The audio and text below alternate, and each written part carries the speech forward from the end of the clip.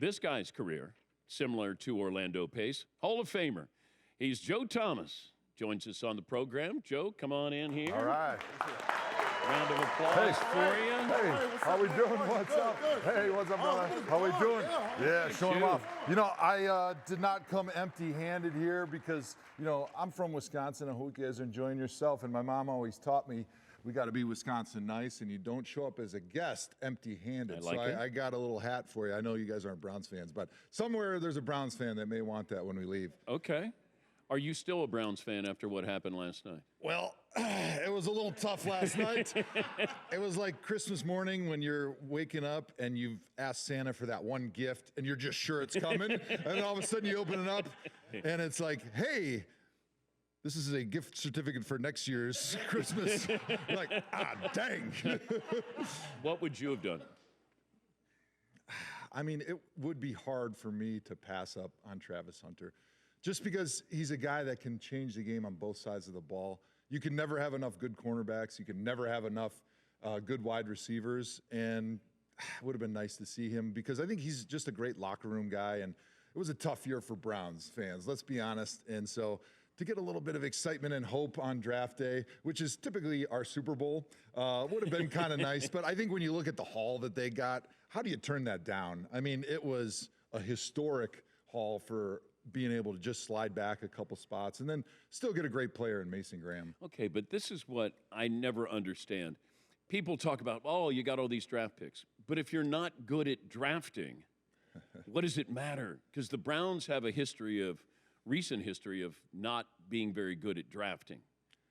What do you consider recent? Like the last 20 years? Yeah, last 15 years. I mean, you worked. Yeah. Well, I mean, they've had some good picks, obviously. I mean, Myles Garrett. Yeah, exactly. Yeah. The reason we're in this situation is because like we've Johnny Manziel, quarterback. The defensive back from Oklahoma State. Let's not talk about Justin Gilbert. Yeah. I'm sorry, I had to mention that name. Yeah, but I just thought if you take Travis Hunter, now you're relevant. Now now we would tune in to watch the Browns. Yeah. Nobody's tuning in to watch Myles Garrett. I mean, you appreciate Myles Garrett, but you want to be relevant, and the Browns aren't relevant. Now the curiosity is, how old is their quarterback? I mean, that's really the big curiosity here. You get Travis Hunter, and then today you get Shedeur Sanders. Now I got something. I got something fun here. Maybe it's not sustainable with the quarterback, but at least you reunite them. Now people are talking about the Cleveland Browns. Yeah, I guess, do you want to win the draft or do you want to win some games down the line? And I think it's a difficult decision, and it's a tough trade-off when you're sitting here and everybody wants that microwave approach, that instant gratification of being able to have those two guys like you mentioned, and you got the excitement. But, you know, there was a lot of excitement when we drafted Johnny Manziel. And, you know, we've had a lot of excitement on draft day in the past, and it's not always worked out. So sometimes I think you do have to make the tough decisions and be realistic about the situation you're in and admit to yourself that, hey, we aren't one player away, and we don't have enough conviction in Shedeur Sanders, hoping that they'd be able to get him today to say, like, yep, we put those two guys together. We got a strong playoff team. We think that Shedeur is a guy that can maybe give us a run in the playoffs, and I just don't think that evaluation led them to that belief. Did you ever pull Johnny Manziel to the side and have a conversation with him? We talked occasionally, and I was like, hey, man, why don't you love football more? Like, it would be really cool if you showed up for a few meetings every now and then. And what did he say? I don't think he was there. I think I was sending him a text message like, hey, we're at the meeting. Where are you? You don't think he loved football? I think it was pretty obvious that he enjoyed playing football as a kid's game, but when it came to doing the work, the preparation that it takes, you know, it's really hard, especially being a quarterback in the NFL, because you're putting a lot of time in on your own, getting yourself ready, not only for games, but practicing, watching film, and dedicating your body to the weight room. And look at what Tom Brady did. I mean, basically all he did when he was a player was take care of his body, study film, and play football. And that's the commitment you have to make, and not everybody's willing to make that. Well, you see a lot of quarterbacks, not a lot, but you see some that they've been so good, it's so easy for them in high school and like Kyler Murray. I just think football was easy for him. And then you get to the pros where you really have to put in the time now. Johnny in high school, Johnny in college. And then all of a sudden you get to the pros and you just see some of these guys who it was too easy for them. The hard part is when you feel like you've made it when you get to the NFL. But that's when it starts. Yeah. Like you didn't make it when you were drafted by the Browns. You had to then prove, that you were worthy of that draft pick.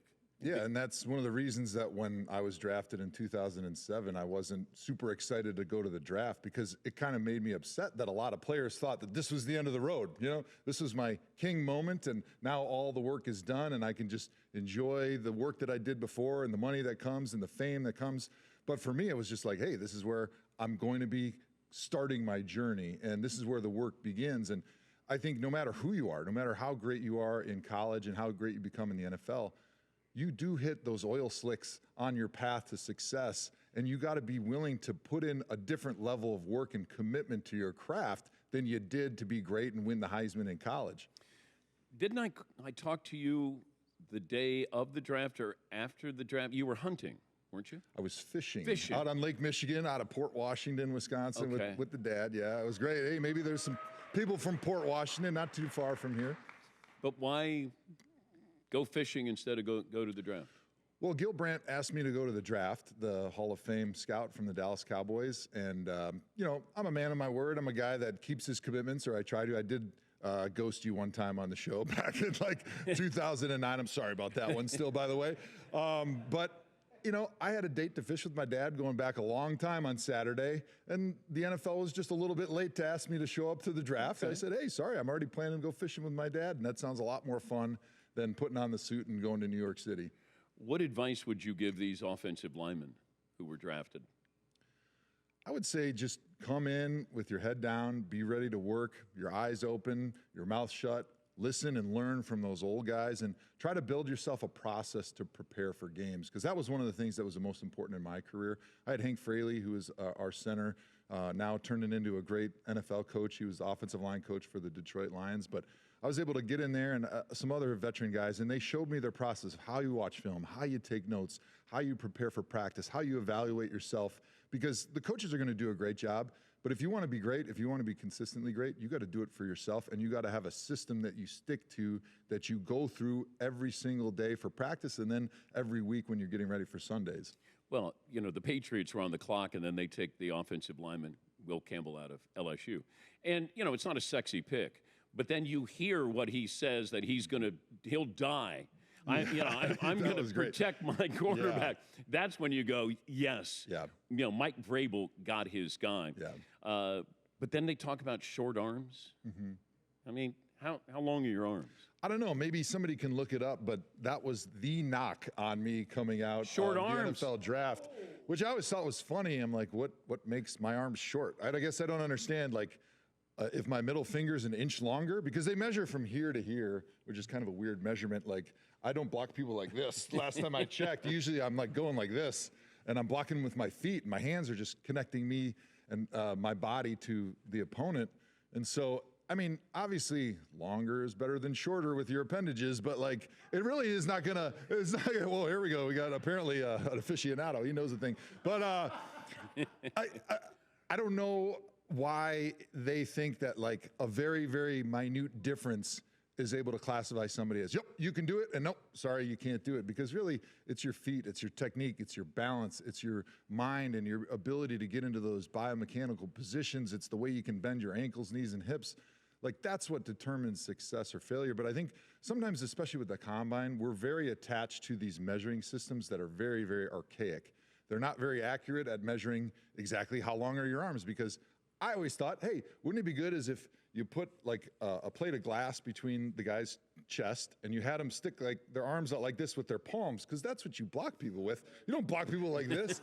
But the problem, and you certainly don't block them like this. Even wingspan is kind of misleading, because now you're measuring how long are their hands and their fingers, how wide is their chest, which really, it's obsolete. It doesn't matter, but they always want a way to be able to compare the people that were there 10, 20, 30, 40 years ago, because they build these models of, all right, this is the probability of success if they have this measurement and that measurement. So they don't want to change it, even though a lot of that stuff really, it's just not applicable at all, even to the thing that they're trying to measure. He's Hall of Famer Joe Thomas. How many sacks did you give up in your career? I don't think I gave up any, actually. The ones that they maybe credited for me were probably the quarterback's fault. How many do you think you actually Yeah, I think it was probably around 20 or something like that, 26. get? How many times did you hold? Well, I never held, No, that's for sure. How many times did you get called? penalties? I don't know. Maybe 30, 20, 10, 5, I don't know. Joe is raising beef cattle Yeah. and Oh, here we selling go. your Hall of Fame beef products. Yeah, you guys do such a great show, and you're out here grinding away, and you don't get food, but there's nothing better than a beef stick for a snack. So I He's figured got you a guys, knife. I figure you guys- Security. He's Yes, got get a him. knife. I figure you guys, may get a little hungry today, and so I had a chance to offer you some of the great Hall of Fame beef from my family farm in Wisconsin. It's sixspringsfarm.com for more information. There you go. Be wary that this is exceptional stuff, and you might not go back to the regular stuff. If you're going back home, this is the stuff that my kids are literally fighting over when they come home from school. So I hope you enjoy it. What a Premium treat. stuff, farm to table. Wow. It's kind of a passion project. See, hey, that was a good answer, by the way. But All right. and I'll put the knife away before I get in trouble Yeah. here with the What are you police. doing? We're doing good things over here in Wisconsin, aren't we, guys? Hey, there we go. We still got a crowd here. You wish you would have played for the Packers? I grew up a huge Packer fan. I was 12 when they won the Super Bowl with Brett Favre and Leroy Butler and Reggie White. And so I carried that through college. And then you get drafted. And until you really are just all in for another team playing for the Browns, obviously Browns fan, I wanted us to win. But you still kind of hold that love for your team that you grew up in because you remember all those feels that you had, when they had those successes. And so early on in my career, I was always kind of saying, I wasn't hoping they would trade for me, but I wasn't going to be mad if they did because living in Wisconsin, obviously the weather is so nice as it is today, 40 and raining. I got my family here, get to play in Lambeau Field, which is the greatest stadium. It's the cathedral to football. But then as my career wore on, my kids were born in Cleveland. I really identified more as a Clevelander, as a Cleveland Brown. And so now living back in Wisconsin, kids are allowed to be Packer fans. I cheer for them if they're not playing the Browns. But, I think it's interesting as you work in the business, how kind of your allegiances just change a little bit. But you didn't think about maybe your final year. Like J.J. Watt, I see, think, yeah. talked about maybe 1 year playing for the Yeah, but he didn't. So it's like, I get But the he idea. wanted to. Yeah, but he wanted to. I mean, I wanted to. But, I think when you kind of weigh the cost and the benefit of everything, in the end, you still want to be in like a great situation for you and how you fit into the team. And that's kind of like the most important thing. I think for me, my career ended probably before I wanted to because I had a bad knee and I tore my tricep. I was just kind of breaking down. But the little kid in me says, yeah, it wouldn't have been cool to put the green and gold helmet on, but I never also wanted to be the guy that's like, oh, he used to be good, but we're just kind of taping him together and rolling him out there to be nice to him, right? Did you ever score a touchdown?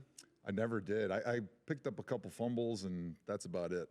Never got close? No, never in the end zone. Well, I guess maybe close in my mind. It was Thursday Night Football in Cincinnati, and we fumbled into the end zone, and I jumped on the pile, and I was like, this is my chance. This is it. But I had a record going towards the end of my career of consecutive snaps over 10 and a half years. I never missed a play. And so if you go in as an eligible receiver, like on the goal line to try to throw you a pass, and let's say there's a penalty or something like that, now you back up and it's third down and long, and you want to be able to put that player back in as a tackle and take him away from being an eligible number. You can't do that without taking a timeout. So they never even put like a play in to placate me and make me think that I was going to be able to score a touchdown. But I also had my hands taped like a boxer. I had casts on my thumbs, and my fingers looked like Ninja Turtles. So I actually didn't even want to try to catch a ball because it would be real bad like this. He is Joe Thomas, and it's sixspringsfarm.com. That's right. And so this is direct to consumer. Yeah, we sell on the website. It's me and my family. My kids in 2018 said, hey, Dad, we want a pet cow. And I'm like, oh, boy, this is going to take some work. And then I started thinking like, oh, but I can eat this pet. I can't do that with the other ones. And so I'm like, you know what I learned as a pro athlete, as how you take care of your body and how the fuel that you put in it gives you the fuel that you put out, and how your body is determined and how you feel. And I was like, well, I love eating beef, so I want to see if I can raise the best beef on planet Earth, regardless of price. NFL salary was good, so I don't have to worry about pinching pennies on raising the beef cattle. And we just kind of stumbled into something, and it all started with getting 5 cows for the kids. That's great. If you would like to see Joe's meat, you can go to It's available every night. SixSpringsFarms.com. Good to see you. Thanks for coming Dan. by. I appreciate it, guys. Play of the day up next.